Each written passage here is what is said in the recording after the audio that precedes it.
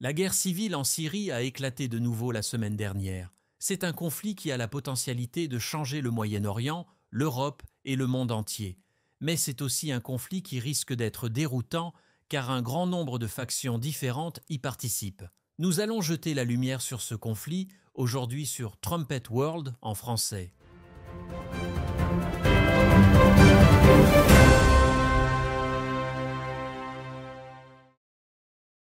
Dans la trompette de septembre 2012, le rédacteur en chef Gérald Fleury a écrit « En ce moment, la Syrie de Bachar el-Assad est un allié très proche de l'Iran. Or, cette prophétie montre que ces deux nations sont sur le point de se séparer. Cela aura un effet domino sur d'autres nations. Ces évolutions secoueront vraiment le monde et modifieront radicalement le cours de l'histoire. » 12 ans après le début de la guerre civile syrienne, le conflit vient d'être rallumé.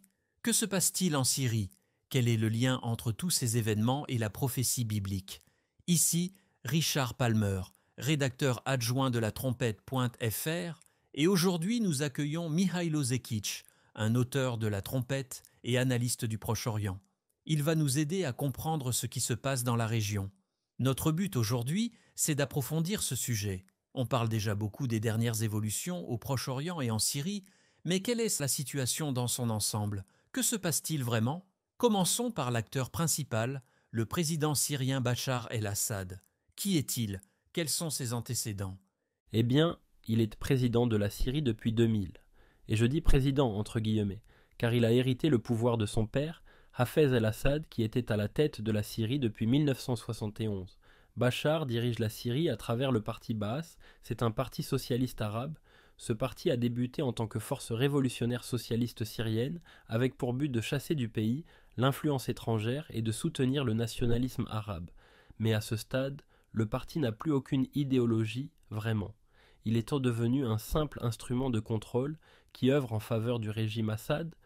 Lorsque Bachar el-Assad a pris le pouvoir, beaucoup de gens espéraient qu'il serait un peu plus modéré que son père, car pendant des décennies, la Syrie a la réputation d'être l'un des principaux sponsors du terrorisme dans le monde, même avant que le djihadisme et l'islamisme ne s'y installent. À ce jour, elle est l'un des rares pays à figurer encore sur la liste américaine des pays soutenant le terrorisme. Assad a fait ses études au Royaume-Uni pour devenir ophtalmologue. C'est là qu'il a rencontré sa femme. Elle est d'ethnicité syrienne, mais née au Royaume-Uni. Beaucoup de gens espéraient donc qu'il serait modéré une fois au pouvoir. Et à vrai dire, par rapport à son père, je ne pense pas que nous ayons vu autant d'ingérence syrienne dans les pays environnants depuis qu'il est devenu président. Il y a même eu des rumeurs selon lesquelles il aurait conclu un accord de paix avec Israël bien avant la guerre civile, bien sûr. Mais tout cela a pris fin en 2011. Depuis, avec le conflit arabe et la guerre civile syrienne, les événements sont devenus incontrôlables. Il a utilisé des armes chimiques contre son propre peuple. Et même sans cela, la réponse du gouvernement syrien aux rebelles et aux manifestants, aux civils également, a montré qu'il est, dans un certain sens, un dirigeant à la poigne de fer. Et en raison de ses stocks d'armes chimiques et de sa volonté de les utiliser, on peut presque le considérer comme la Corée du Nord du monde arabe. C'est un peu un paria qui n'a pas beaucoup d'amis, même parmi d'autres gouvernements autoritaires. Mais à cause de cela, à cause de sa situation précaire, il a dû s'appuyer sur quelques autres régimes peu recommandables, comme par exemple la Corée du Nord. Des troupes nord-coréennes s'entraînent en Syrie, ainsi que d'autres acteurs que nous évoquerons dans un instant. D'une certaine manière, c'est l'homme fort typique du Moyen-Orient. Un peu comme Saddam Hussein, le colonel Kadhafi, ce genre d'individu, on a cru qu'il serait une exception à la règle en raison de sa femme née au Royaume-Uni, qui assistait au London School of Economics. Mais ce n'est pas ce qui a eu lieu. Je pense que l'autre élément absolument essentiel à savoir de son passé est qu'il est alawite. C'est une branche de l'islam chiite. C'est une simplification, il est vrai, mais je pense qu'aujourd'hui est un jour pour simplifier un peu les choses. Le fait d'être chiite lui donne un lien avec l'Iran, qui est le grand soutien des chiites au Moyen-Orient. Il faut préciser qu'il existe d'importantes différences religieuses entre les alaouites et l'islam chiite iranien. Mais ce lien reste tout de même important, et cela signifie aussi que tout ne se résume pas à un parti politique. Comme vous l'avez dit, ce parti politique n'est pas pertinent. Il ne s'agit pas d'idéologie politique, mais il est, disons, le chef d'une tribu, le chef d'une faction au sein de la Syrie. En fait, dans ce contexte, il est nécessaire de mentionner que son parti politique lui donne une présence dans le monde islamique et aussi dans le monde en dehors de la Syrie. De nombreux États arabes, depuis leur indépendance, ont vu leurs frontières dessinées sur une carte par les puissances coloniales, en l'occurrence par les Français. Il n'y a donc pas vraiment de cohésion entre les factions au sein de la population. Les Alaouites, comme vous l'avez mentionné, sont une variation de l'islam chiite, bien que la plupart des musulmans ne les considèrent même plus comme des musulmans. Par exemple, ils boivent de l'alcool, ce qui est normalement très tabou dans l'islam. L'Iran, pour sa part, a tenté de s'allier à la Syrie. À l'origine, ils se sont alliés parce qu'ils étaient tous deux contre l'Irak de Saddam Hussein. Dans cette situation, l'ennemi de mon ennemi est mon ami, pour ainsi dire. Au début, le fait qu'Assad est chiite permettait de justifier cette démarche, et l'Iran considère les Alaouites comme acceptables, du moins dans la sphère d'influence chiite, même s'ils sont en désaccord sur de nombreuses doctrines différentes. Mais il est important de comprendre que, bien qu'Assad et son régime soutiennent le terrorisme depuis des décennies et entretiennent des liens avec l'Iran, ils ne sont pas eux-mêmes islamistes. Comme je l'ai mentionné, leur idéologie était à l'origine ancrée dans le socialisme. Cela se voit aujourd'hui. Par exemple, les femmes syriennes ne portent généralement pas de voile. La femme d'Assad ne porte pas de voile lorsqu'elle apparaît à la télévision. Lorsque M. Assad rend visite à ses alliés, comme les Iraniens ou le Hezbollah, il est généralement le seul à porter un costume et une cravate, alors que tous les autres autour de lui sont vêtus d'une robe noire ou d'un turban. Son gouvernement est donc très laïque, même s'il doit s'allier aux fanatiques religieux. C'est plutôt comme Saddam Hussein ou le colonel Kadhafi, pas comme l'ayatollah Khomeini. Et ce que vous venez de dire sur le fait que la Syrie n'est pas un État cohésif, c'est un point critique. Le Liban en est l'exemple classique. Il y a 100 ans, la Grande-Bretagne et la France ont tracé des lignes sur la carte. Et ces lignes sur la carte ne tiennent pas compte du fait qu'il existe depuis longtemps des communautés qui n'ont pas le sentiment de constituer un seul groupe, une seule nation. En Europe, par exemple, on a des nations comme la France où tout le monde parle français et tous sont d'accord pour dire qu'ils appartiennent à la nation française. Il y a beaucoup de désaccords dans la politique française en ce moment, mais ils sont tous d'accord sur ce point et ils y attachent tous de l'importance, même s'il y a des désaccords entre les idéologies, socialistes, conservateurs, diverses régions et ainsi de suite. Malgré cela, ils sont tous d'accord pour dire qu'ils sont tous français et que cela compte. Et pour cette raison, ils sont prêts à faire des sacrifices pour le bien commun. Oui, ils ont des différends, des désaccords, mais ce sentiment d'unité permet d'imposer des limites. Par contre, au Liban, ce n'est pas le cas. Là-bas, on attache beaucoup plus d'importance au fait d'être chrétien ou musulman, et aux diverses tribus, au lieu de se considérer tous libanais. Et le fait d'être appelé des Libanais, c'est presque quelque chose qui leur est imposé par des étrangers. Alors cela n'est pas vraiment une identité pour eux. La Bible parle de la Syrie, et si vous lisez la Bible, vous pouvez avoir l'impression qu'il s'agit d'un État ancien avec de solides fondements ancrés dans l'histoire, à l'instar de l'Égypte, ce qui n'est pas tout à fait le cas. Et c'est la même chose pour beaucoup d'autres pays du Proche et du Moyen-Orient où l'on a tracé des lignes sur la carte pour englober diverses tribus. Mais la seule chose que ces tribus ont en commun, c'est le fait d'être gouvernées par le même homme fort. Outre cela, ces tribus n'ont rien à voir les unes avec les autres. C'est ce qu'on a vu en Irak, pays fort divisé. Ils ont été obligés à s'unir sous l'égide d'un homme fort, Saddam Hussein, qui dominait le pays. C'était aussi le cas en Libye, où tous ces groupes différents ont été contraints de s'unir par un homme fort. En Syrie, les Alaouites sont une minorité. Ils sont plus ou moins la force dominante du pays, car ils occupent tous les postes les plus élevés. Mais tous les autres, non seulement ils n'aiment pas les Alaouites, mais ils ne sont même pas très enthousiastes à l'idée de faire partie de la Syrie. Il y a beaucoup d'autres identités qui sont beaucoup plus importantes pour eux que l'identité syrienne. Et encore une fois, le fait qu'ils soient appelés Syriens, c'est quelque chose qui leur a été imposé de l'extérieur. Nous parlerons plus de l'État islamique, car ils ont joué un rôle dans la guerre civile syrienne. En fait, l'État islamique avait pour fondement idéologique le rejet actif de l'État syrien. Et il est essentiel de s'en souvenir pour comprendre pourquoi les gens n'aiment pas Assad. C'est un dictateur issu d'une tribu rivale, d'une communauté rivale. Mais cela explique aussi pourquoi ces diverses tribus ne sont pas du tout d'accord entre elles. Elles ne se battent pas nécessairement pour une Syrie libre, ni même pour une vision unifiée de la Syrie, ni même pour la Syrie du tout. Elles se battent pour leurs intérêts et ne se soucient pas vraiment de l'idée de la Syrie telle que nous la connaissons. En fait, le nom même de la Syrie est une construction sociale. Il remonte à l'Empire séleucide, l'un des successeurs de l'Empire d'Alexandre le Grand, qui contrôlait tout, de la Méditerranée à la frontière de l'Inde, y compris ce que l'on appelait la Syrie. Ce nom a fini par s'appliquer à l'ensemble du pays. Les Séleucides ont fini par perdre tout leur territoire, à l'exception d'un petit bout de Méditerranée. Mais le nom a demeuré, même lors de l'arrivée des Romains. Ainsi, lorsque nous parlons de la Syrie, il s'agit en fait de la Syrie, et les Assyriens ne se trouvent même plus dans le territoire que nous appelons la Syrie. Donc, c'est en quelque sorte un faux nom pour la région. En effet, les historiens anciens qui ne parlent pas de la Syrie, mais d'Aram ou d'Aram-Damas ou d'Aram-Syrie.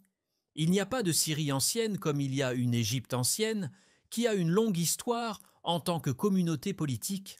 Alors, il y a Bachar el-Assad, c'est un dictateur diabolique pour simplifier les choses à l'extrême. Il règne sur un pays composé d'une pléthore de factions différentes qui ne s'aiment pas et qui sont contraintes de s'unir au sein d'un seul État. Il est au pouvoir depuis 2000, son père l'ayant précédé. La situation semblait auparavant assez stable, même si beaucoup de gens ne l'aimaient pas. Pourquoi donc son régime s'est-il effondré ? Eh bien, l'année critique, comme je l'ai mentionné plus tôt, a été 2011. En Tunisie, un vendeur de fruits s'est immolé par le feu pour protester contre l'homme fort. L'affaire est devenue virale sur Internet. Beaucoup de gens dans de nombreux pays arabes ont vu cela et se sont dit « Eh bien, nous avons exactement les mêmes sentiments de cet homme-là. Nous sommes sous la férule d'un despote que nous n'aimons pas. Pourquoi devons-nous supporter cela ? Cela a donné lieu à des manifestations et à des mouvements révolutionnaires un peu partout, en Libye, en Égypte, dans les États du Golfe Persique et en Syrie, c'est-à-dire dans beaucoup de ces pays qui avaient des dictateurs au pouvoir depuis longtemps.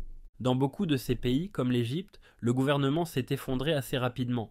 La Libye aussi, après des pressions extérieures exercées par des pays comme les États-Unis. En Syrie, Assad a décidé de sévir autant que possible et il a fait appel à l'armée pour massacrer un grand nombre de manifestants. Et beaucoup de ces gens se sont réorganisés et ont dit « Eh bien, s'il ne veut pas céder, s'il ne veut pas nous donner notre liberté, nous allons prendre notre liberté par la force. » C'est alors que la Syrie est devenue incontrôlable. Le printemps arabe éclate. Cela donne aux groupes rebelles la chose la plus dangereuse du point de vue d'Assad, c'est-à-dire l'espoir. Ils voient dans tous ces autres pays renverser leurs hommes forts. Ils pensent à faire la même chose, à devenir la prochaine révolution. C'est ce qui se passe. Et il y a une rébellion de tous ces groupes et factions. Alors, qui sont les principaux groupes qui veulent se débarrasser d'Assad ? Eh bien, l'un des plus importants à l'époque et aujourd'hui est ce que l'on appelait le Front al-Nusra. Aujourd'hui, ils sont connus sous le nom de Hayat Tahrir al-Sham. C'est ainsi que je les appellerai à partir de maintenant. Ils sont plus ou moins affiliés au Front al-Nusra, ou du moins c'était le cas au début. Pour en revenir à la situation générale, je dirais qu'une des factions qui veut se débarrasser d'Assad, ce sont les musulmans sunnites. Dans le terme musulman sunnite, il y a évidemment une grande gamme de variations. L'islam, en général, est divisé entre musulmans chiites et musulmans sunnites sur la question de savoir qui serait le successeur de Mahomet. Et beaucoup d'autres choses vont de pair avec cela, comme leur perspective sur la succession et sur la manière même de gouverner. Il y a bien sûr d'autres choses encore. Mais voilà leur principal désaccord. De nombreux sunnites n'apprécient donc pas d'être gouvernés par des alaouites. Et comme vous l'avez dit, ils ne considèrent même pas les alaouites comme des musulmans. Les sunnites les plus motivés seront les plus extrémistes. Et ces extrémistes auront tendance à former des groupes terroristes. Et bien sûr, nous examinons aujourd'hui toute une série de factions différentes de groupes terroristes, car beaucoup d'entre eux se sépareront les uns des autres. Mais les extrémistes sunnites sont un bloc qui veut se débarrasser d'Assad. Puis il y a Al-Qaïda et ses ramifications. Il y avait Al-Qaïda en Irak, qui est devenu Al-Qaïda al-Sham, qui est ensuite devenu l'État islamique. Ces groupes se sont séparés d'Al-Qaïda, mais ce sont des groupes terroristes sunnites qui voulaient se débarrasser d'Assad. L'État islamique a pris une ampleur considérable. Il a attiré l'attention en étant le groupe le plus cruel et violent dans la guerre civile syrienne, du moins en termes d'attaques terroristes. Bachar el-Assad a également perpétré beaucoup d'actes choquants et cruels, notamment en gazant les civils. Mais ces gens-là relèvent largement du passé. Il y en a beaucoup dans les prisons syriennes, et ils ne sont donc pas un acteur majeur de cette dernière vague de rébellion. Le monde entier a été en quelque sorte scandalisé par l'État islamique. Il est également devenu une excuse commode pour les puissances extérieures de s'impliquer. Nous reviendrons sur les puissances extérieures dans une minute. Ils appartiennent donc pour la plupart à l'histoire. Nous considérons ce nouveau groupe, le Hayat Tahrir al-Sham, comme la dernière ramification d'Al-Qaïda. Ce groupe est conscient que le fait d'avoir appartenu à Al-Qaïda n'est pas un facteur qui œuvre en leur faveur lorsqu'il s'agit de recevoir du soutien de l'étranger. Les dirigeants ont pris publiquement leur distance avec Al-Qaïda. Mais bien sûr, beaucoup de gens se demandent si c'est vrai ou s'il s'agit en fait d'un mensonge. En fait, je dirais qu'il ne s'agit pas nécessairement d'un nouveau groupe. Ils étaient en fait actifs à la même époque et probablement pendant qu'Assad essayait d'en finir avec l'État islamique. Et encore une fois, ils représentaient probablement la menace la plus sérieuse pour son régime. Al-Nusra ou Hayat Tahrir al-Sham ont fait pression depuis le nord également. Comme vous l'avez dit, l'État islamique et Hayat Tahrir al-Sham, sous deux groupes sunnites, qui rejettent l'État syrien, mais ils ont deux approches toujours très différentes en ce qui concerne leur vision de l'avenir. Pour l'État islamique, ils considéraient tous ceux qui n'appartenaient pas à leur groupe comme des infidèles. Ils ne se rangent du côté de personne. Ils rejettent toute opposition de qui que ce soit. Et cela s'est avéré être leur perte. Je crois que Hayat Tahrir al-Sham en a tiré une leçon. Si nous voulons renverser Assad, si nous voulons faire quoi que ce soit, nous devons d'abord modérer notre position, au moins en apparence. Cela permettrait de bénéficier d'un soutien des autres groupes. Et il semble que c'est ce qu'ils ont fait et que cette démarche ait été couronnée de succès. Il y a eu un cessez-le-feu depuis 2020 dans la guerre civile. C'est la raison pour laquelle les cartes de la guerre n'ont pas vraiment changé ces dernières années. Le groupe a le contrôle de la province d'Idlib, y compris la ville d'Idlib, qui se trouve au nord-ouest, pas tout à fait sur la côte méditerranéenne, mais juste au sud de la Turquie, juste au sud d'Antakya, la ville qui a été frappée par un tremblement de terre l'année dernière. Ils n'ont pas vraiment eu beaucoup d'influence en dehors de la ville de Syrie, mais ils étaient bien armés et ils ont pu garder cette poche pendant un certain temps. Et pendant très longtemps, Assad n'a pas saisi trop d'occasions de se débarrasser d'eux. Avant cette attaque, il y a eu quelques escarmouches entre les forces d'Assad et ce groupe pour disputer le contrôle de quelques positions mineures. Il y a eu également des écoliers qui ont été tués aux mains d'Assad, ce qui, selon certains, a conduit aux récentes évolutions. Alors, dans l'ensemble, ce groupe a pu tenir. Les musulmans sunnites, avec leurs diverses factions, ne sont donc qu'un groupe qui se bat pour se débarrasser d'Assad. Y a-t-il d'autres ? Eh bien, le principal, surtout en ce qui concerne le soutien américain, ce sont les Kurdes. On entend beaucoup de noms pour eux, par exemple l'armée démocratique syrienne ou Rojava, mais nous les appellerons encore une fois les Kurdes pour simplifier. Ils ne sont pas arabes, ils sont musulmans sunnites, mais ils s'identifient avant tout comme des Kurdes. Leur langue est en fait plus proche du persan que de l'arabe. Ce n'est même pas une langue sémitique, et c'est ce qui a été, je suppose, le point d'ignition récurrent dans cette partie du Proche-Orient depuis une centaine d'années. Petite leçon d'histoire. Remontons à la Première Guerre mondiale et les Turcs. L'Empire ottoman contrôlait toute la région. Les Britanniques savaient que pour vaincre les Turcs, ils devaient se lier d'amitié avec certains des peuples qu'ils dominaient. Et ils ont promis au peuple kurde un État. Le Kurdistan, non ? C'est ça, le Kurdistan. Et cela ne s'est jamais produit. Et Winston Churchill était très contrarié que cela n'ait pas été réalisé. Au lieu de cela, ils ont découpé le territoire kurde en 3 zones qui traversent la Syrie et l'Irak.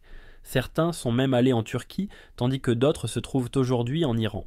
Et si vous regardez la carte, vous pouvez y placer le Kurdistan. L'ironie, c'est que nous parlons de fausses constructions politiques, comme la Syrie qui n'est pas un vrai peuple, dans le sens où personne ne veut vraiment être syrien. On pourrait très facilement placer Kurdistan sur la carte, car la population qui souhaite en fait vivre dans un pays appelé Kurdistan, la population est prête à se sacrifier pour le Kurdistan.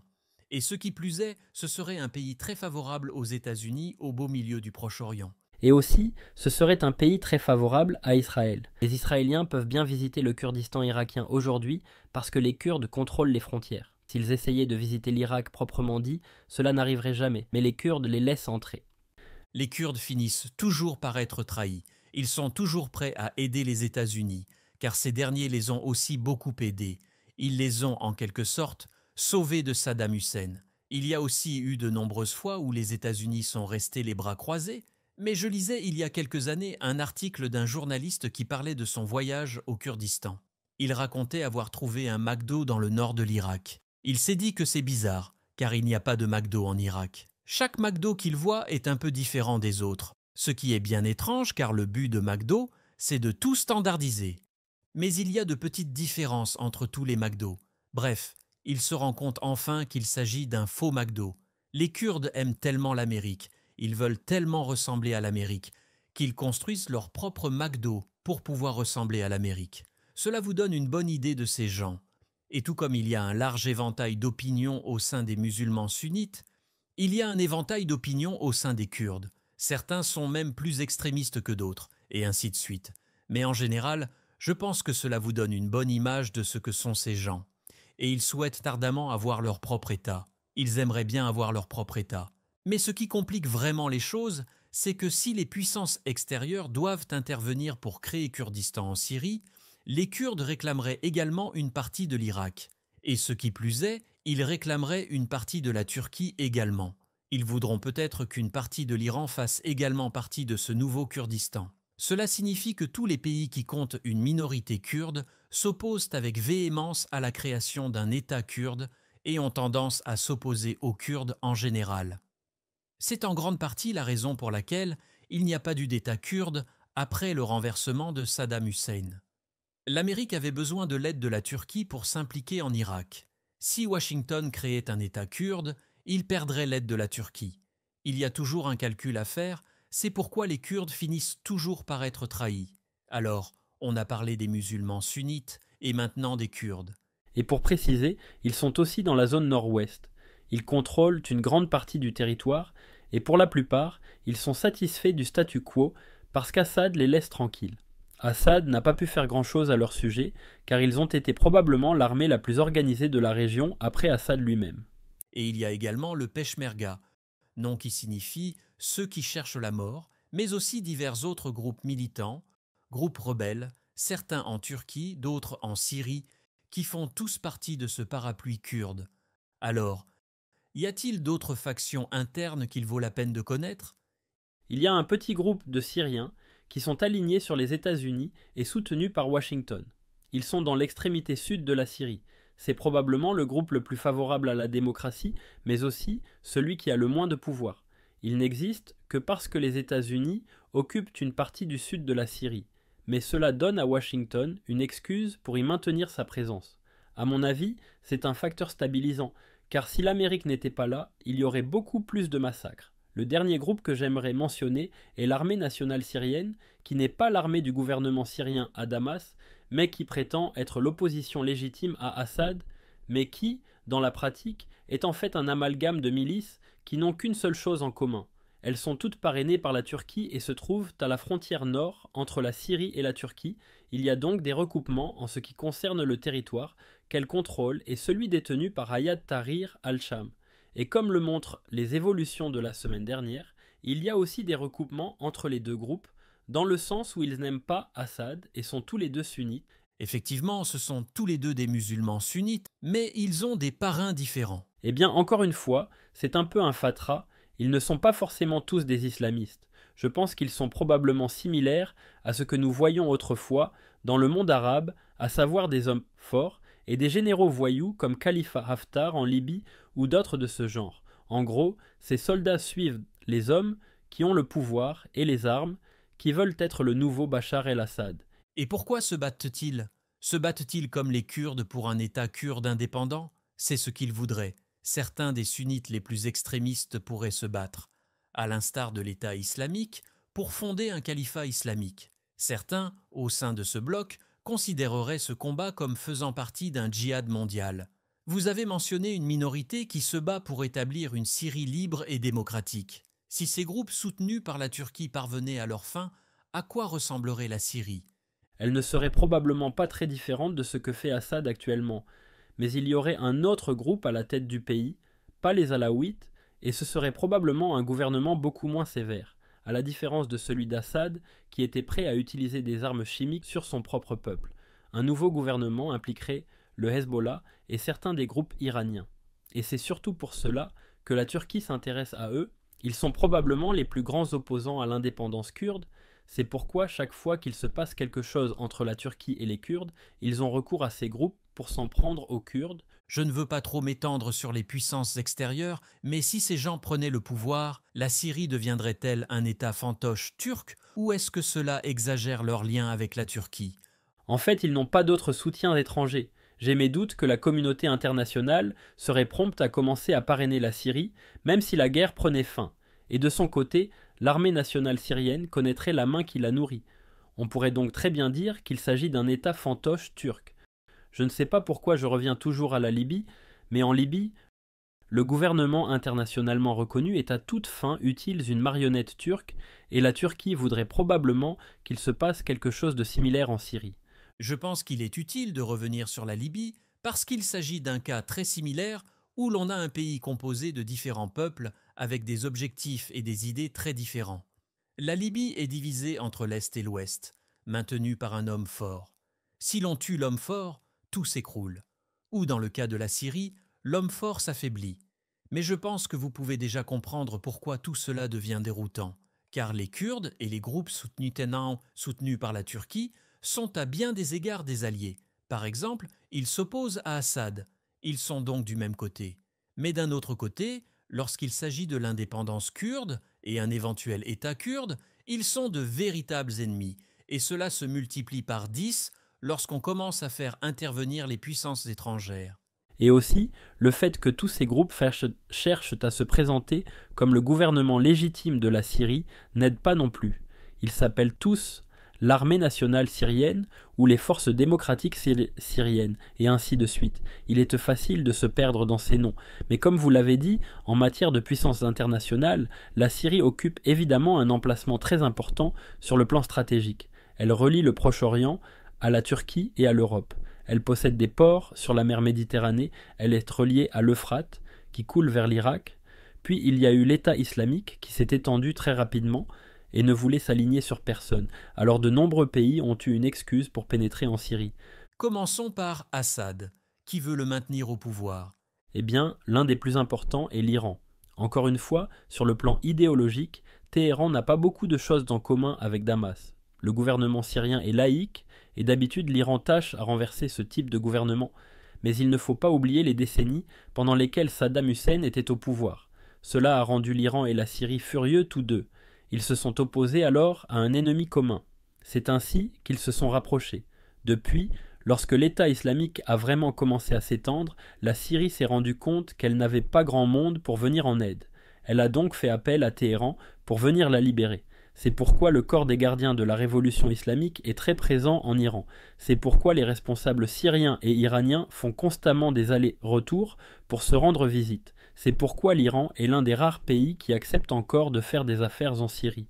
La guerre civile syrienne a donc fini par renforcer l'influence de l'Iran sur le terrain en Syrie, parce qu'Assad ne pouvait pas vraiment voler de ses propres ailes. Il avait vraiment besoin de ses soutiens iraniens. Exactement. Et une fois que vous avez l'Iran de votre côté, cela signifie que vous avez tous les mandataires de l'Iran de votre côté également. Et dans le cas de la Syrie, cela signifie qu'il faut intégrer le Hezbollah et le Liban. Il est évident que le Hezbollah a beaucoup fait parler de lui ces derniers temps et que son ennemi numéro 1 est Israël. Mais si l'on remonte 10 ans en arrière, on s'aperçoit que le Hezbollah s'est davantage battu en Syrie au nom des forces d'Assad et qu'il s'est même opposé à Israël. Et il se battait même contre Israël. Et selon beaucoup d'analystes, ce serait l'une des raisons pour lesquelles beaucoup de gens pensaient qu'Assad resterait au pouvoir, ce qui renforce encore la division entre sunnites et chiites au sein de la Syrie. Un autre acteur important, et sans doute le plus important soutien de la Syrie, est la Russie. Et c'est en fait un peu surprenant. Les liens syro-russes ont un peu de sens. Mais pourquoi la Russie entre-t-elle en jeu ? Il ne faut pas oublier qu'Assad, du moins sur le papier, dirige un gouvernement socialiste et a présidé une révolution socialiste pendant la guerre froide. Et qui était le grand défenseur du socialisme pendant la guerre froide ? Eh bien l'Union soviétique. Ils ont tissé toutes sortes de liens avec divers groupes au Moyen-Orient, en particulier les groupes panarabes. Alors oui, c'est logique d'un point de vue historique. La seule base navale de la Russie en Méditerranée, Tartou, fait l'objet d'une grande couverture médiatique. Maintenant, on se demande ce qu'on fera avec elle. Cette base remonte à l'époque soviétique. Il s'agit donc d'une relation de longue date entre la Syrie et la Russie. Depuis lors, le communisme s'est effondré, mais la Russie a gardé des liens avec ce pays. Elle est amicale envers Cuba, par exemple. Dans le cas de la Syrie, il est intéressant de noter qu'avant la guerre civile, plus de 2 millions de chrétiens vivaient en Syrie, appartenant pour la plupart à ce que l'on appelle le patriarcat d'Antioche. Il s'agit en réalité de l'Église orthodoxe syrienne qui entretient des liens étroits avec l'Église orthodoxe russe. Il existe donc un lien religieux entre la Syrie et la Russie. Et Assad, lui, sait que s'il fait quelque chose de bien pour les chrétiens orthodoxes, cela fera plaisir à la Russie. Comme les Alaouites, ils ont été une minorité très favorisée en Syrie, au point que le patriarcat syrien est plus ou moins un porte-parole du gouvernement, comme l'est le patriarche russe dans la société russe. D'accord, j'ignorais qu'il y avait un lien religieux entre la Syrie et la Russie. Et cette base navale est cruciale, car globalement, la situation de la marine russe est vraiment mauvaise. Moscou veut désespérément obtenir un port en eau chaude. Elle a des ports sur la mer Noire, elle s'est aussi emparée de la Crimée. Mais pour accéder à n'importe quel autre endroit du monde, la marine russe doit passer par le Bosphore, par une série de portes maritimes sous contrôle turc et que la Turquie peut très facilement fermer à la navigation en cas d'urgence. Et la Turquie fait partie de l'OTAN.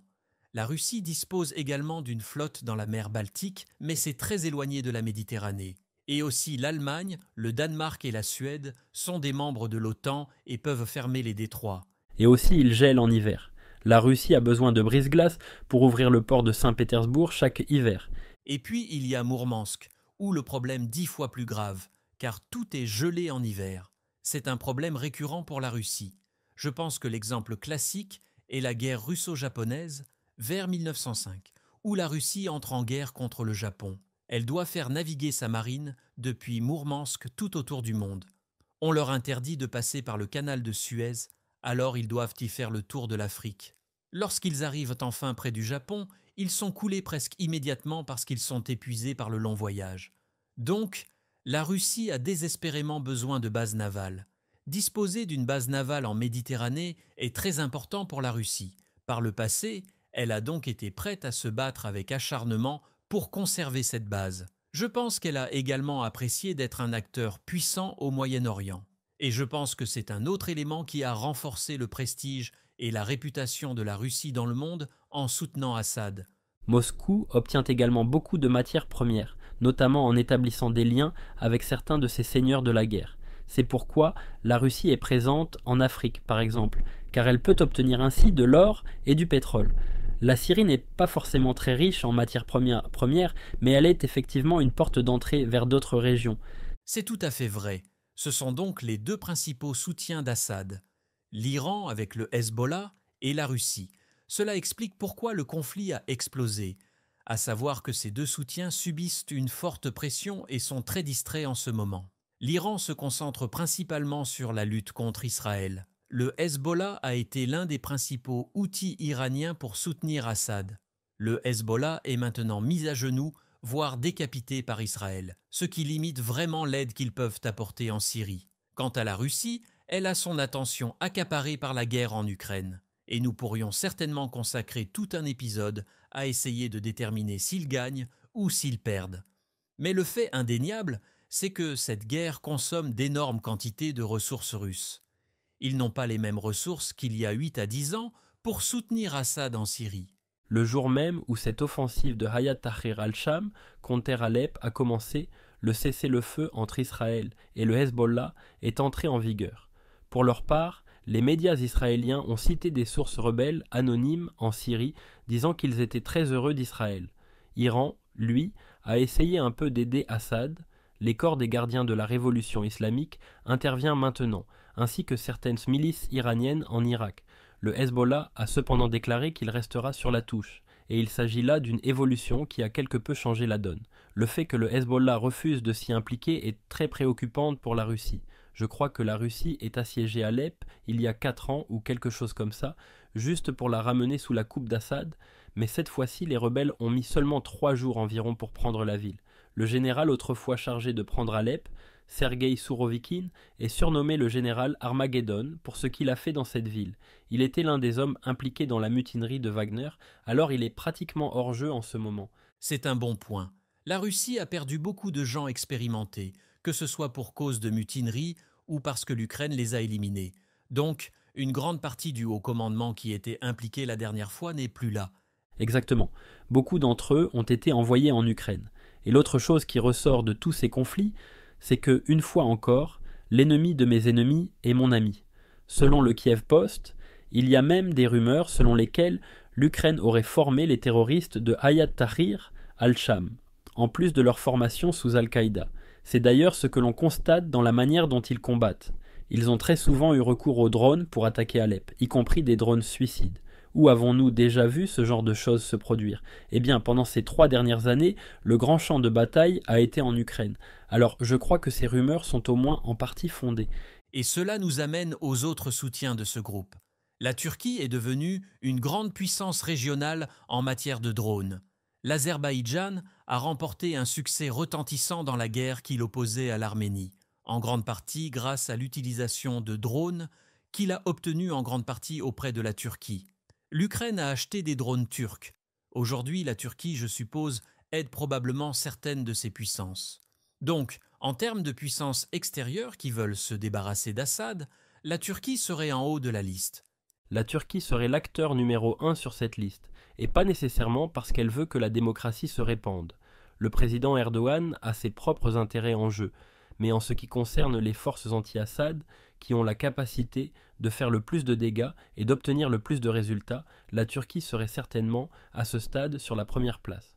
C'est ce que l'on peut voir dans le déroulement des événements. Les rebelles se sont emparés de la totalité d'Alep et se déplacent maintenant plus au sud vers le cœur de la Syrie, ce qui explique pourquoi la Syrie et certains de ses alliés se démènent pour limiter les dégâts.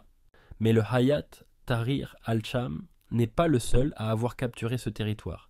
Il y avait aussi des membres de l'armée nationale syrienne. Des rumeurs ont circulé selon lesquelles la Turquie voulait les amener à cesser les combats, peut-être pour ne pas ébranler le statu quo. Mais il a également été rapporté que cette offensive était planifiée depuis plus d'1 an, et il est impossible que la Turquie n'en ait pas entendu parler. Et le fait même qu'elle ait pu s'assurer que l'affaire reste discrète montre qu'elle a apporté son soutien tacite à l'armée nationale, mais aussi au Hayat Tahrir al-Sham, qui, une fois encore, a une frontière avec la Turquie et des troupes turques à proximité, et qui, une fois encore, utilise les mêmes tactiques que la Turquie. Et bien sûr, la Turquie a également beaucoup de ses propres soldats dans des bases militaires dans la région. Pourquoi font-ils cela? Encore une fois, le lien avec les Kurdes est un élément important du puzzle, mais Assad n'aime pas les Kurdes non plus. Pourquoi donc la Turquie s'en prend-elle à Assad?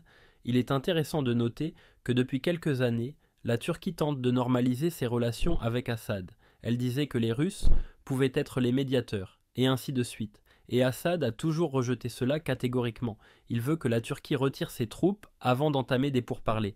Et maintenant, la Turquie refuse, elle décide en fait de combattre la Syrie, et il n'y a rien que Damas peut faire à ce sujet.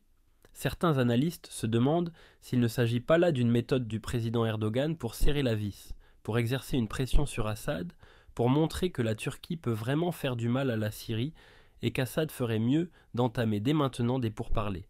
C'est peut-être le cas, ou peut-être que certains des groupes rebelles commencent à s'irriter contre la normalisation et se sentent trahis. Peut-être que la Turquie, de son côté, essaie de limiter les dégâts, mais quoi qu'il en soit, la Turquie est probablement l'acteur le plus influent dans l'offensive qui se déroule en Syrie à l'heure actuelle. J'aimerais en dire un peu plus sur l'objectif de la Turquie, peut-être dans 1 minute. Avant cela, j'aimerais aussi aborder les Arabes du Golfe, donc l'Organisation des États arabes, l'Arabie saoudite, les Émirats arabes unis. Car en général, beaucoup de ces groupes veulent également se débarrasser d'Assad. Ce que je veux dire, c'est que par le passé, ils se sont rangés du côté des rebelles. En fait, ils semblent ne pas se soucier trop d'Assad. Mais leur ennemi, c'est l'Iran. Alors ils ont soutenu les rebelles et réclamé le départ d'Assad il y a 10 ans. Mais depuis, ils se sont aussi montrés disposés à soutenir Assad, pourvu qu'il rompe avec l'Iran. Et ils ont manifestement beaucoup d'argent à donner à Assad pour le convaincre de le faire.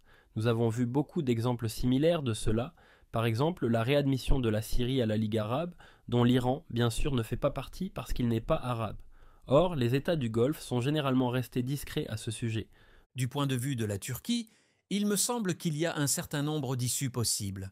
Il pourrait simplement s'emparer unilatéralement d'une partie du territoire près de la frontière turque, et c'est en quelque sorte où ils en étaient avant. Ils n'avaient pas officiellement redessiné les frontières sur la carte, mais ils contrôlaient de nombreuses zones frontalières, ce qui leur a été très utile pour combattre les Kurdes et leur a permis d'accroître leur influence en Syrie. C'est un bon résultat pour eux. Transformer la Syrie en un État fantoche et faire en sorte que leur mandataire renverse le régime d'Assad, ça aussi c'est un bon résultat pour eux. Ou bien, même amener Bachar el-Assad à rompre avec l'Iran et à devenir le nouveau mandataire turc au Proche-Orient, c'est un bon résultat pour eux. Et il y a encore une nuance à aborder. Lorsque la guerre civile syrienne en était à son plus haut point, il y a évidemment eu un énorme afflux de réfugiés vers l'Europe, et c'est cela qui est devenu célèbre. Mais en fait, c'est la Turquie qui en a accueilli le plus grand nombre. Ils ont été payés par l'Europe pour les accueillir. Et leur nombre était de presque 5 millions. En effet, la question des réfugiés est énorme, et nous nous pencherons aussi sur les intérêts de l'Europe dans cette émission. Mais la Turquie a certainement des intérêts similaires. La Turquie renvoie déjà certains des réfugiés, malgré tout ce qui se passe en ce moment. Pas 5 millions d'entre eux, mais on peut voir clairement ce qu'ils pensent. Tout à fait. D'accord. Abordons maintenant ce sujet-là. Les États-Unis ont bien sûr cherché à éliminer Bachar el-Assad parce qu'il a gazé son propre peuple. C'est l'accusation qui est souvent lancée et qui est ensuite qualifiée de propagande par la Russie, par les porte-paroles financés par la Russie. À quel point sommes-nous sûrs qu'Assad a utilisé des gaz toxiques et des armes de destruction massive contre son propre peuple? Eh bien, il y a toutes ces vidéos qui circulent sur Internet sur lesquelles on voit des gens filmer leur propre famille en train de subir des spasmes en raison d'une attaque au gaz neurotoxique. Assad, quant à lui, a affirmé s'être débarrassé de toutes ses armes chimiques immédiatement après. Évidemment, il n'y a pas eu d'enquête sur le terrain pour dévoiler tous les détails, mais c'est assez bien documenté. D'accord. Disons qu'il a bien sûr utilisé du gaz neurotoxique. L'Amérique s'oppose à Assad pour des raisons idéologiques. C'est un dictateur alors que Washington défend la démocratie. Il empoisonne son propre peuple. Souvent, il y a aussi un manque d'intérêt qui entre en jeu. Les questions d'idéologie ne suffisent pas pour motiver les États-Unis à envoyer des troupes au sol. Ils n'aiment pas Assad. Mais cela n'est pas assez pour s'engager dans une guerre. Il y a aussi le désir de réduire l'influence iranienne. On ne veut pas que les terroristes iraniens aient accès à la mer Méditerranée. La Syrie est un atout majeur pour l'Iran. Il y a aussi la concurrence géopolitique avec la Russie. Il faut éliminer un allié russe. Si Washington parvient à fermer cette base navale russe, la Russie subira un revers majeur. Y a-t-il d'autres raisons pour que les États-Unis s'impliquent dans le conflit? Eh bien, ça dépend de l'administration au pouvoir. Et le fait qu'on passe d'une administration démocrate à une administration républicaine pourrait changer beaucoup de choses. Il y a aussi les Kurdes, comme vous l'avez mentionné. C'est vrai, les Kurdes sont des alliés des États-Unis. Les États-Unis ont des bases là-bas, mais il s'agit plus de soutien et de logistique que de combats proprement dits. Par exemple avec le groupe sur le flanc sud de la Syrie, mais aussi, il faut garder à l'esprit que les États-Unis cherchent à répandre la démocratie et à stabiliser le pays. Les États-Unis ont été un peu une force stabilisatrice. Et le fait que nous n'ayons pas vu beaucoup de combats sur le flanc sud où se trouvent les troupes soutenues par les États-Unis, ou même au cœur du territoire kurde, où il y a plus de troupes américaines, en dit long sur la situation. Et que ce soit les démocrates ou les républicains qui soient aux commandes, en ignorant pendant un instant les volontés de certains politiciens, la plupart des gens, où qu'ils se trouvent sur l'échiquier politique, souhaitent simplement voir la situation se stabiliser. Ils ne veulent pas, cependant, qu'il apparaisse un nouvel État islamique, qui exige un nouvel envoi de troupes au sol, plus de bottes sur le terrain, plus de garçons qui quittent la Californie et le Kansas pour être avalés par un autre conflit au Proche-Orient. Oui, je pense que c'est vrai et je suis content que vous ayez soulevé ce point. Je pense que c'est un autre point important, surtout dans ce monde après le 11 septembre. Cela s'atténue un peu maintenant, mais les États-Unis ont eu pour but de s'assurer qu'il n'y avait aucun espace non gouverné sur la carte qui pourrait permettre à des groupes terroristes de s'implanter. Dans un pays comme le Mali, qui connaît une sorte de guerre civile, Des groupes terroristes peuvent surgir et profiter de la situation. Il se comprend alors pourquoi les États-Unis ne veulent pas laisser les terroristes s'établir en Syrie, et c'est ce qui complique les choses. L'une des justifications pour essayer de stabiliser la Syrie est de s'assurer qu'il n'y ait pas de terroristes là-bas. L'Amérique est généralement d'accord pour dire qu'il faut stabiliser la Syrie en se débarrassant d'Assad.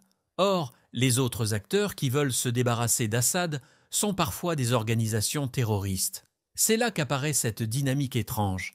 Des terroristes sunnites liés à Al-Qaïda ont tenté de prendre le contrôle de l'Irak il y a une dizaine d'années, et l'Amérique a fini par se battre aux côtés de l'Iran pour tenter de se débarrasser de ces terroristes sunnites.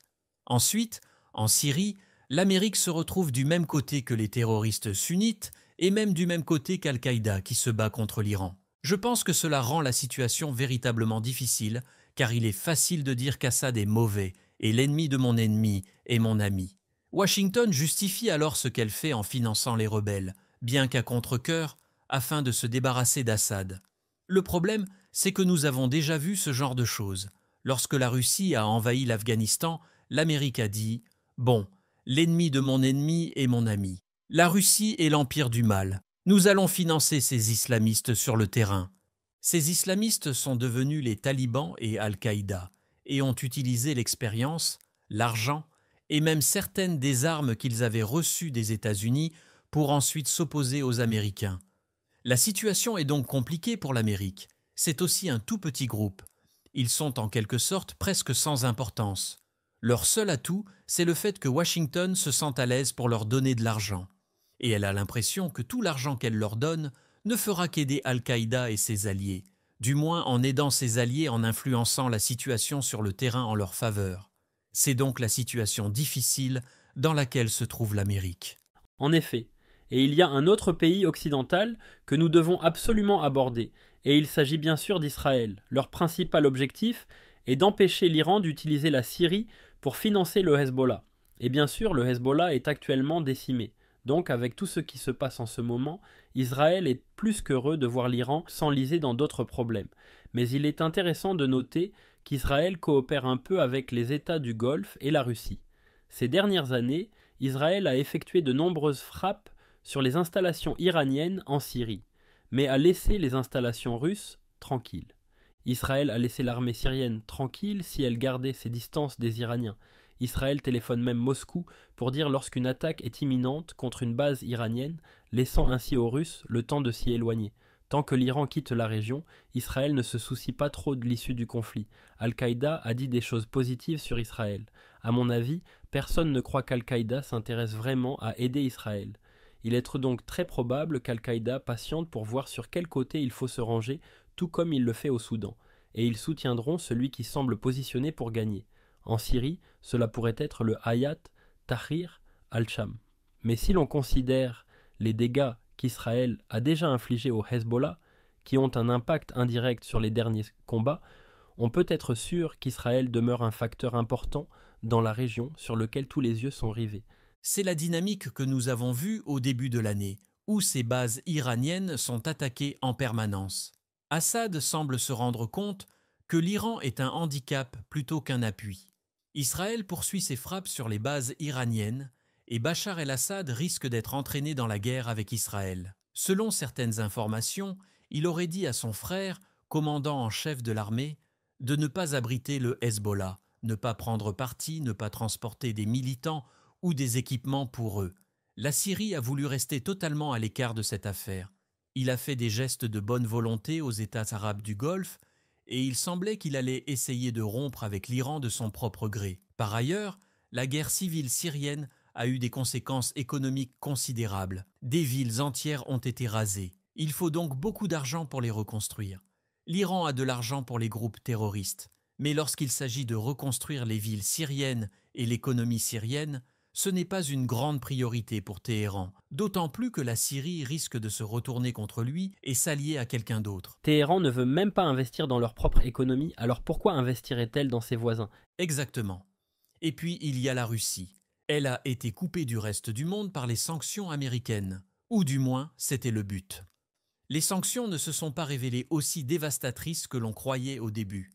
Mais il est quand même vrai que la Russie n'a pas d'argent pour rebâtir d'autres pays. Les puissances qui ont de l'argent à verser, vers lesquelles Assad pourrait se tourner, sont les États arabes du Golfe, qui disposent de l'argent du pétrole. Mais à ce stade, je pense que nous devons absolument mentionner une autre puissance occidentale qui est essentielle, à savoir l'Europe et plus particulièrement l'Allemagne. Il serait avantageux à Berlin d'investir dans l'économie syrienne et aussi, fait important, elle dispose de l'argent pour le faire. Vous avez déjà mentionné l'afflux de réfugiés vers la Turquie, et il y en a également beaucoup en Europe et en Allemagne. Le pays ne veut pas subir une nouvelle vague de réfugiés provenant d'une guerre, mais l'Allemagne aimerait aussi renvoyer les réfugiés syriens et possiblement aider à reconstruire les villes et l'économie de la Syrie déchirée par la guerre. Ainsi, il y aurait aussi un afflux de réfugiés qui ont passé les 5 dernières années à vivre en Allemagne et qui sont donc beaucoup plus riches que ceux qui sont restés en Syrie. Alors, ils pourraient ramener tout un tas d'argent avec eux en Syrie. Il y a beaucoup de raisons pour que l'Europe s'implique. C'est pourquoi, au début de l'année, il semblait même à l'époque qu'Assad pourrait rompre avec l'Iran, peut-être conserver le lien avec la Russie et essayer de courtiser les Arabes du Golfe et l'Europe. En effet, c'est peut-être un peu trop spéculatif, mais si ces gens ont vécu en Allemagne depuis longtemps, ils auront des contacts dans le pays. Beaucoup d'entre eux parlent probablement encore l'allemand. D'une certaine manière, ces liens ne disparaissent pas lorsqu'ils rentrent chez eux. Pendant la Seconde Guerre mondiale, on disait que chaque famille sicilienne avait au moins une personne qui avait immigré à New York. De fait, lorsque les Américains sont arrivés, les Siciliens les ont accueillis comme des membres de leur propre famille, ce qui a beaucoup facilité l'invasion de l'Italie par les Alliés. Quelle que soit l'issue de ce conflit, le Proche-Orient restera une région très importante du monde, le Levant, l'endroit particulier où se trouve la Syrie, restera important. Et si la Syrie dispose tout d'un coup des centaines de milliers de personnes qui parlent allemand, qui ont des relations d'affaires en Allemagne, cela donnera à l'Allemagne un grand avantage en matière d'influence diplomatique. Et je pense que c'est là que notre analyse se différencie de celle d'un grand nombre d'autres sources d'actualité. Je pense que la simple discussion de ce qui se passe en Syrie, avec ces analyses, sont faciles à retrouver chez les grands médias, ou même chez les analystes indépendants sur YouTube. Et peut-être que certains font un meilleur travail que nous en matière d'analyser la situation dans le détail. Or, il est certain que les autres ne parleront pas de l'Allemagne de cette manière. Et c'est parce que notre prévision, selon laquelle l'Allemagne se mêlera de cette région, s'appuie sur la prophétie biblique. Encore une fois, il y a des raisons logiques pour s'attendre à une telle évolution. Et on les voit dans les actualités. Mais il y a aussi des prophéties bien précises qui annoncent que l'Allemagne jouera un rôle clé en Syrie. Aussi récemment que cet été, M. Fleury a publié un article intitulé « L'Iran perd la Syrie au profit de l'Allemagne ». Il écrit, je cite, « L'Iran est sur le point de perdre son influence sur la Syrie et, par conséquent, sur toute la région. Cela changera radicalement ce qui se passe autour de Jérusalem. » Il a également écrit « De nombreuses nations arabes s'opposent à l'Iran, mais la Syrie est restée un allié de ce dernier. Grâce à Damas, l'Iran bénéficie d'un accès crucial à la mer Méditerranée par le biais d'une base qui permet d'approvisionner ses mandataires terroristes et d'attaquer Israël.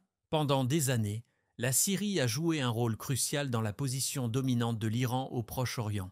Pourtant, la prophétie biblique indique que, grâce à la Syrie, l'Allemagne est sur le point de prendre le contrôle du Moyen-Orient au lieu de l'Iran. C'est un point de vue unique qui provient directement de la prophétie biblique. L'une des choses que je trouve absolument fascinante, c'est que même dans cet article, M. Fleury fait le lien entre la crise syrienne et la politique intérieure de l'Allemagne. Il parle de Karl Theodor zu Guttenberg, cet homme que nous surveillons car il pourrait finir par devenir l'homme fort de l'Allemagne. Et c'est un homme qui s'est montré très favorable à une intervention militaire allemande en Syrie. Il parle même de stabiliser la région, d'ouvrir la porte à l'expulsion de réfugiés vers la Syrie. Donc, nous voyons une nouvelle fois la Bible prendre vie dans les infos du soir. Et cela se produit au moment même où l'Allemagne traverse cette crise politique et ses élections. Il est très probable que cela ne soit pas une coïncidence, et que ce qui se passe en Syrie soit en rapport avec ce qui se passera en Allemagne sur le plan politique. Maintenant, j'aimerais analyser la prophétie biblique aussi simplement que nous l'avons fait pour ce qui se passe en Syrie. Dans un instant, nous passerons à une explication de pourquoi nous nous attendons à ce que la Syrie se range enfin du côté de l'Allemagne. Mais avant de le faire, Mihailo, je vous invite à nous mettre au courant de ce qui se passe et de toute autre chose que vous pensez nécessaire d'aborder, que ce soit dans les actualités ou dans l'histoire, pour vraiment comprendre ce qui se passe dans cette région cruciale du monde. D'accord. Un fait à noter, c'est que la Syrie et la Russie ont été prises au dépourvu dès le premier jour de l'attaque. Il y a eu une unité d'élite russe qui a été tuée par les rebelles. Depuis la prise d'Alep, les rebelles ont pris d'assaut le consulat iranien. Vous pouvez voir sur certaines photos qu'ils jettent par terre des photos de l'ayatollah Khomeini. L'armée syrienne, quant à elle, a essayé de se regrouper. L'armée de l'air russe a mené des campagnes de bombardement à Idlib. Mais le Hayat Tahrir al-Sham a pris l'avantage et s'est déplacé vers le sud en passant par un réseau d'autoroutes qui relie presque toutes les grandes villes de Syrie le long d'un axe. On ne sait pas où ils s'arrêteront. Ils n'ont pas encore atteint les principaux centres de population. Mais s'ils gardent leur élan, ils ont devant eux une route toute tracée qui les mènera jusqu'à Damas. C'est donc très sérieux pour Bachar el-Assad. Ils se dirigent également vers la mer Méditerranée, probablement d'abord vers Latakia, qui, avant la guerre civile, comptait environ 400 000 ou 500 000 habitants. Mais c'est aussi, bien sûr, là que se trouve la base navale de la Russie. Comme nous l'avons dit, c'est un emplacement de haute valeur pour la Russie. Si les rebelles parviennent à aller plus loin, il se pourrait bien que la Russie et la Syrie commencent à se désespérer et à amplifier un peu leur réponse. Quoi qu'il en soit, lorsque les premiers rapports ont commencé à être publiés, des sources turques ont déclaré aux médias qu'il s'agissait d'une opération limitée pour venger quelques torts d'Assad après le cessez-le-feu, ou quelque chose de ce genre. Mais il semble que les rebelles tentent de faire le grand saut, et le chef des rebelles, je ne me souviens plus de son nom, a déclaré il y a longtemps qu'Alep était la clé pour avancer jusqu'à Damas, et il semble que ce soit la stratégie qu'il applique actuellement. Alors, nous pourrions assister à des changements spectaculaires. Merci d'avoir nous aidé à comprendre cette situation, Mihailo. Nous allons faire une petite pause et après, je vous présenterai quelques prophéties bibliques qui portent sur la Syrie. Ne nous quittez pas. Bienvenue de nouveau sur Trumpet World. Dans cette émission, nous avons essayé de faire la lumière sur la situation globale en Syrie et nous avons mentionné que l'accent que nous mettons sur l'Allemagne est unique. Voici ce que le rédacteur en chef de la trompette, Gerald Fleury, a déclaré sur la clé de David au début de l'année. L'Iran est en train de perdre la Syrie au profit de l'Allemagne. C'est en train de se produire en ce moment même. Téhéran perd la Syrie, et elle perd surtout le soutien de la population syrienne. Ce sera un véritable choc pour le monde, vous pouvez en être sûr. Pourquoi souligner l'Allemagne ? Eh bien, j'espère vous aider à comprendre quelques prophéties bibliques de base qui nous éclairent, parce qu'encore une fois, il n'y a aucune analyse qui ressemble à la nôtre. Car en observant ce qui se passe en Allemagne et en Syrie, vous pouvez voir ce livre prendre vie. Une prophétie clé pour comprendre l'Iran et ce qui se passe en Allemagne et au Proche-Orient est le chapitre 11 du livre de Daniel. Ce chapitre fait partie d'une très longue prophétie. Dans cette prophétie, il est même question d'Alexandre le Grand. La Bible a prophétisé de lui bien avant sa vie. Il avait été prophétisé qu'il mourrait jeune, et aussi ce qui se passerait après lui. Mais dans cette partie de Daniel 11, nous pouvons remarquer au verset 40 qu'il est si question du temps de la fin. Donc, bien qu'il s'agisse en partie des prophéties sur l'histoire ancienne, on peut constater que la prophétie c'est belle et bien réalisée. Vous pouvez lire ce passage et le comparer au livre d'histoire. Vous pouvez même analyser le livre de Daniel lui-même et voir pourquoi il n'a pas pu être écrit après Alexandre le Grand. Vous pouvez prouver que le livre de Daniel existait bien avant Alexandre. Ce passage vous permet de prouver la véracité de votre Bible. Ce passage comporte également une prophétie pour le temps de la fin. Cela est confirmé au verset 1 du chapitre 12, où nous lisons « En ce temps-là se lèvera Michaël, le grand chef, le défenseur des enfants de ton peuple. Et ce sera une époque de détresse, telle qu'il n'y en a point eu de semblable depuis que les nations existent jusqu'à cette époque. » Il s'agit donc du temps de la fin, de la crise à la fin. Le chapitre 11 de Daniel nous présente deux grandes puissances, le roi du Nord et le roi du Sud. Ils nous sont présentés peu après la mort d'Alexandre le Grand. Ce passage a prophétisé qu'Alexandre le Grand mourrait jeune, que son royaume serait divisé en 4 et que l'un d'entre eux deviendrait le roi du Nord. Il s'agit du royaume séleucide qui se situait dans la région de la Syrie actuelle. Il y a donc eu un royaume successeur d'Alexandre le Grand qui a gouverné une grande partie du Proche-Orient à partir de la Syrie. La Bible l'appelle le roi du Septentrion. Quant au roi du Sud, appelé le roi du Midi, il s'agit du royaume ptolémaïque, en Égypte, qui dominait également une grande partie de la région. Alors, le roi du Nord dominait le Proche-Orient depuis la Syrie, tandis que le roi du Sud le dominait depuis l'Égypte. Mais dans le verset 40, on lit « Au temps de la fin », bien que nous parlions encore du roi du Nord et du roi du Sud. Quelle est donc leur identité moderne? Car le roi du royaume, Séleucide en Syrie, est mort il y a longtemps. La Bible nous donne les indices dont nous avons besoin pour répondre à cette question. L'un des principaux indices est qu'en 65 avant Jésus-Christ, le général romain Pompée le Grand a conquis le royaume séleucide de Syrie et le roi du Nord. À partir de ce moment-là, l'Empire romain joue le rôle de roi du Nord. D'autres passages du livre de Daniel et de l'Apocalypse prophétisent que l'Empire romain allait continuer d'exister d'une façon particulière, à savoir qu'il tomberait et qu'il serait ensuite ressuscité. Et bien sûr, nous voyons actuellement une résurrection de l'Empire romain, aussi connu sous le nom de Saint-Empire romain. Par exemple, il y a eu Napoléon qui s'est présenté comme un nouveau César et qui a voulu diriger un nouvel empire romain. C'est donc cette résurrection européenne du Saint-Empire romain qui est le roi du Nord. C'est ce que nous pouvons également constater en considérant le chapitre 11 de Daniel à la lumière d'autres prophéties bibliques. C'est la clé dont parlait M. Armstrong. La Bible est comme un puzzle. Le livre d'Ésaïe dit que nous devons rechercher un peu ici, un peu là, si nous voulons obtenir la vue d'ensemble. Cela signifie que nous devons consulter un certain nombre d'autres passages. Par exemple, dans Daniel chapitre 11, au verset 41, nous lisons qu'il entrera dans le pays de la gloire. Donc, ce roi du Nord conquiert Israël. Le verset 45 dit qu'il dressera les tentes de son palais entre les mers, vers la glorieuse et sainte montagne. Ce roi du Nord conquiert donc l'État juif d'Israël au Proche-Orient et il conquiert Jérusalem. Nous pouvons examiner d'autres passages dans les Écritures qui nous disent qui fera une telle chose. Et ces autres passages identifient cette puissance comme étant la Syrie. Et nous avons expliqué ailleurs que la Syrie correspond à l'Allemagne moderne. Dans le livre de l'Apocalypse, cet empire est également connu sous le nom de la puissance de la bête. C'est une résurrection du Saint-Empire romain. Nous pouvons donc comparer ces autres passages et ainsi avoir plus de clarté. On peut également noter comment le roi du Nord entre dans le plus beau des pays. Le mot hébreu signifie une entrée pacifique, pas une conquête. Il entre donc pacifiquement. Or, c'est une fausse paix. Il entre sous de faux prétextes et prend ensuite le pouvoir. Et vous pouvez voir cela dans Daniel 11. Vous pouvez également voir que plus haut dans le chapitre, il est question d'un leader des temps modernes, préfiguré par l'Ancien, qui accède au pouvoir par la trahison. Le chapitre 8 de Daniel en parle également. Cela décrit un leader qui profite de la paix pour exterminer un grand nombre de personnes. D'autres passages, par exemple dans le livre d'Ézéchiel, décrivent comment la Syrie fait la même chose.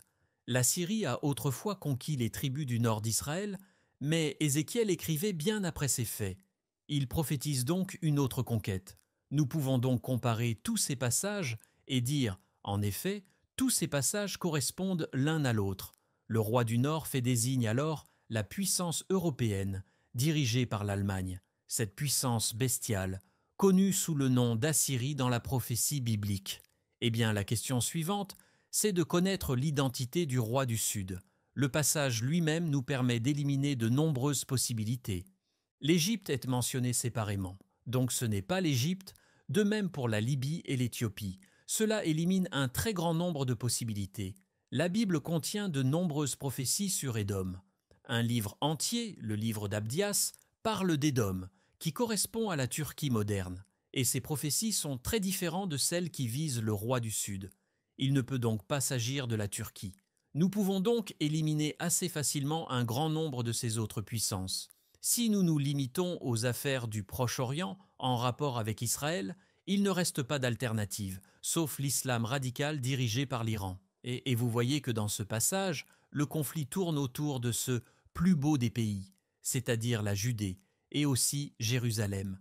Qui d'autre se trouve au Proche ou au Moyen-Orient, au sud du roi du Nord, ayant pour but de conquérir Jérusalem? Donc, nous pouvons très facilement déduire qu'il s'agit en fait de l'Iran et de l'islam radical. Voilà donc les principales puissances impliquées dans ce conflit. Quel est le rôle de la Syrie? Pour cela, il nous faut aller à un autre passage, le psaume 83. Le psaume 83 a été qualifié d'alliance mystérieuse. Il prophétise qu'un groupe précis de nations attaquera Israël. Pourtant, l'histoire ne nous transmet aucune trace de cette alliance précisée dans le psaume. De quoi s'agit-il? Eh bien, l'histoire ne nous transmet rien, car il s'agit en fait d'une prophétie. Cette alliance n'a jamais existé dans l'histoire, et vous pouvez même voir dans le passage d'autres indices qu'il s'agit d'une prophétie. Le verset 4, par exemple, parle de ceux qui forment des plans pleins de ruses et qui délibèrent contre ceux qui Dieu protège. Il y a donc un air de secret dans tout cela. Il y a un conseil plein de ruses, que l'on pourrait traduire par le mot conspiration.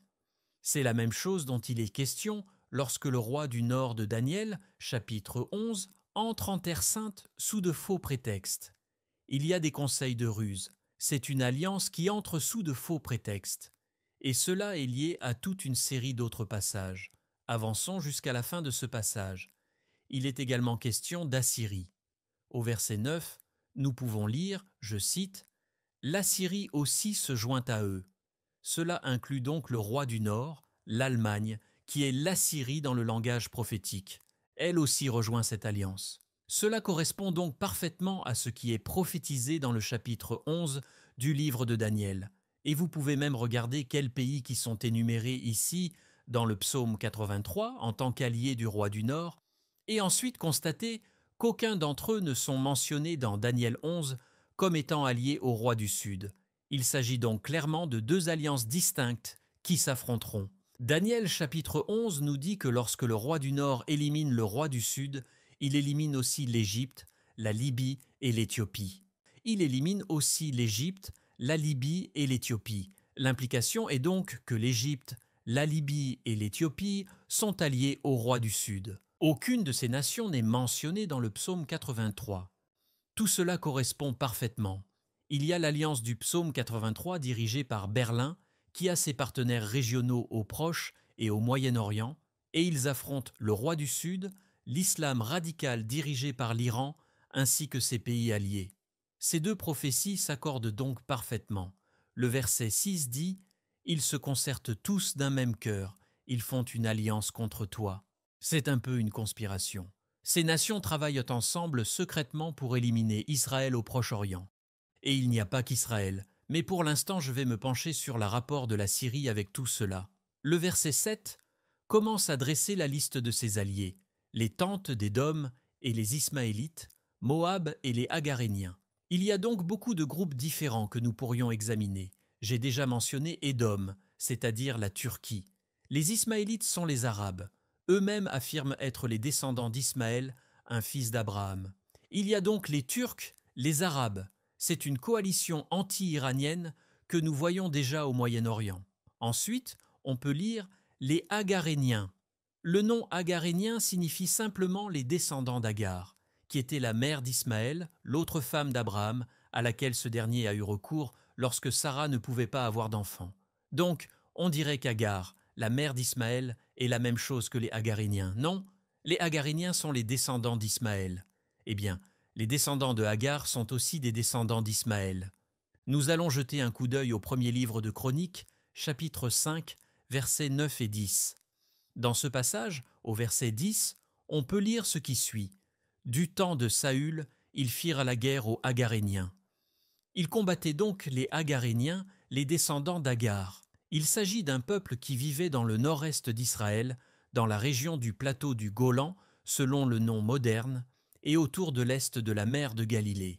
Ces Agaréniens sont une branche des Arabes, une branche des descendants d'Ismaël, qui vivaient dans ce qui est aujourd'hui la Syrie moderne. Pour une raison ou une autre, le nom d'Agar leur est resté. C'est aussi ce que l'on constate dans l'histoire ultérieure. Ainsi, lorsque la Syrie était dans cette région, elle a constaté une tribu qu'elle a appelée du nom d'Agar, qui vivait dans cette région qui est aujourd'hui la Syrie. C'étaient les descendants d'Agar. Il y a donc un groupe d'Arabes qui portent le nom d'Agar et qui ont vécu dans cette région de la Syrie pendant une longue période. Ils étaient là à l'époque de Saül et aussi à l'époque de la Syrie, des centaines d'années plus tard. C'est de cette région du monde qu'il s'agit. C'est donc à cause de la mention des Hagaréniens dans le psaume 83 que nous nous attendons à ce que la Syrie s'allie à l'Allemagne. Et le psaume 83 a été une prophétie directrice pour une grande partie de ce que nous avons vu récemment au Proche-Orient. Si vous regardez le verset suivant, il est question de Guébal et de Tyr. Guébal et Tyr étaient deux villes phéniciennes. Guébal est mieux connu sous le nom de Byblos. Ces deux villes se trouvent dans le Liban moderne. C'est pourquoi M. Fleury a dit de s'attendre à une rupture entre le Liban et l'Iran et à ce que le pouvoir du Hezbollah au Liban soit brisé. C'est parce que ces nations s'aligneront sur l'Europe et l'Allemagne, et non sur l'Iran. Il en va de même pour les Philistins. Si vous regardez où les Philistins vivaient autrefois, c'est à Gaza. M. Fleury a dit qu'en fin de compte, Gaza se rangera du côté de cette puissance européenne. Nous voyons donc le psaume 83 se dérouler sous nos yeux. L'histoire nous a déjà donné des exemples de cette tendance. Lorsque l'Allemagne s'est impliquée davantage au Moyen-Orient pendant la Première Guerre mondiale, elle est partie à la recherche de partenaires régionaux avec lesquels elle pourrait travailler. Elle s'est rapprochée de la Turquie, qui faisait partie de l'alliance allemande lors de la Première Guerre mondiale, et c'était par l'intermédiaire de la Turquie que l'Allemagne a essayé de s'allier à d'autres États arabes. Au cours de la Seconde Guerre mondiale, Berlin a travaillé avec le moufti de Jérusalem pour tenter de convaincre d'autres musulmans à lutter contre la Grande-Bretagne. Il y a donc des précédents historiques de ce genre de choses, bien que ces occurrences ne soient pas exactement des accomplissements de la prophétie du psaume 83. Ces deux passages, le psaume 83 et le chapitre 11 de Daniel, sont parfaitement en accord. Daniel 11 décrit l'attaque du roi du Nord contre le roi du Sud comme une tempête. Si l'on se penche sur la signification de ce mot hébreu, on constate qu'il signifie tourbillon et implique un élément de terreur et de férocité, ce qui montre à quel point cette attaque sera terrifiante. Mais aussi, tout comme un tourbillon tourne en ronde, il y a aussi un élément d'encerclement. C'est une attaque de tous les côtés. Sur la base de ce seul mot, vous pouvez comprendre que le roi du Nord a des alliés régionaux et maintient des bases dans ces régions afin de pouvoir attaquer l'islam radical de tous les côtés et éliminer ces groupes d'islam radical dans toutes les directions. Le psaume 83 nous en dit plus à ce sujet et sur la manière dont cela se passe, et précise quelles nations sont alliées. Ces deux prophéties ont été écrites à des centaines d'années d'intervalle, mais elles se rapportent parfaitement et nous donnent une image claire de ce qui se passe dans le temps de la fin au Proche-Orient. Il ne s'agit là que d'un bref résumé. Nous avons un livre gratuit, Le Roi du Sud, qui vous fera découvrir cela plus en détail. C'est ainsi que vous pouvez vérifier la véracité de tout ce qui vient d'être dit. Ce livre est destiné, disons, à un débutant en prophétie biblique. Il ne faut pas être expert en études du Moyen-Orient ou de la Bible pour pouvoir comprendre notre livre, Le Roi du Sud. Il est facile à comprendre, vous aidera à comprendre toutes ces prévisions. Et ces prévisions changeront votre monde de manière spectaculaire. La Syrie s'éloigne de l'Iran et se rapproche de l'Europe, ce qui constitue une étape importante dans la prophétie biblique, et ce sera une étape importante dans les actualités mondiales. Cela conduira l'Europe à s'impliquer davantage au Proche-Orient. Et comme M. Fleury l'a même indiqué dans son article au début de l'année, cela pourrait même jouer un rôle dans l'émergence d'un homme fort en Europe et en Allemagne, alors que l'Europe tente de gérer la menace d'islam radical, de la migration de masse, et alors qu'elle fait face à l'arrivée d'une nouvelle vague migratoire en provenance de la Syrie.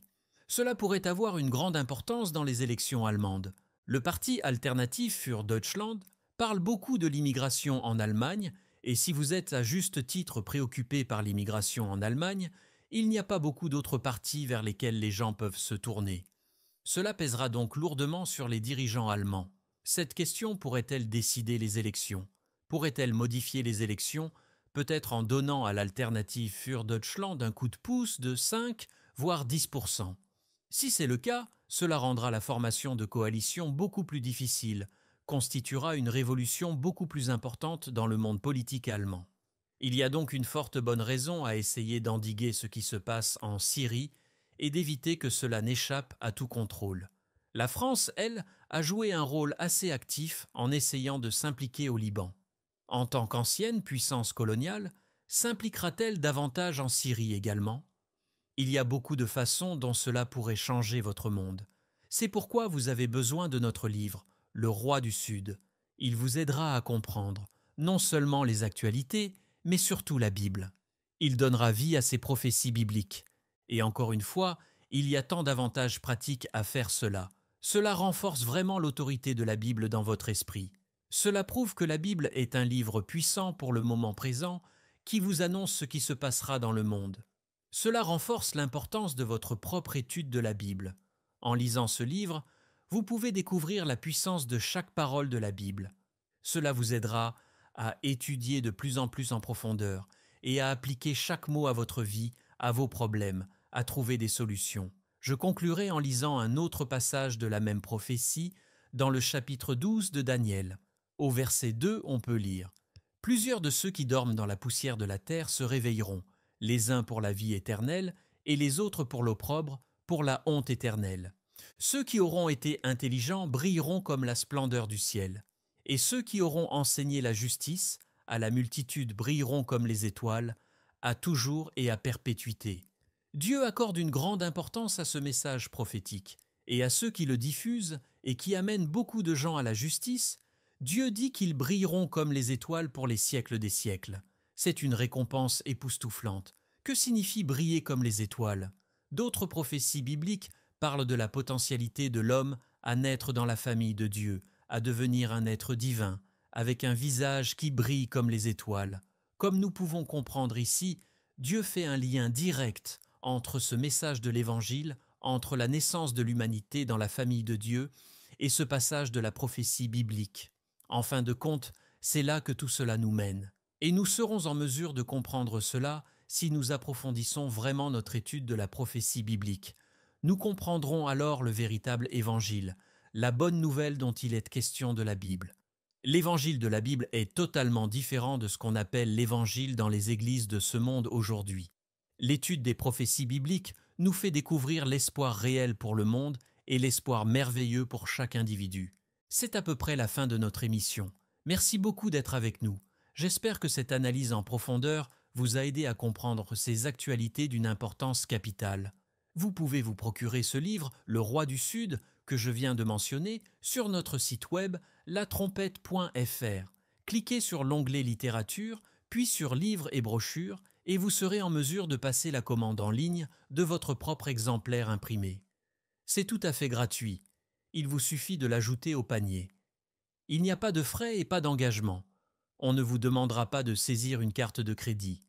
Vous pouvez simplement l'ajouter à votre panier, le commander, et nous sommes en mesure d'expédier nos livres partout dans le monde. Il n'y a pas de frais d'expédition, tout est gratuit. Il n'y a pas non plus de publicité. Nous n'allons pas frapper à votre porte pour vous demander d'assister à l'église, ni vous appeler pour vous demander ce que vous en pensez.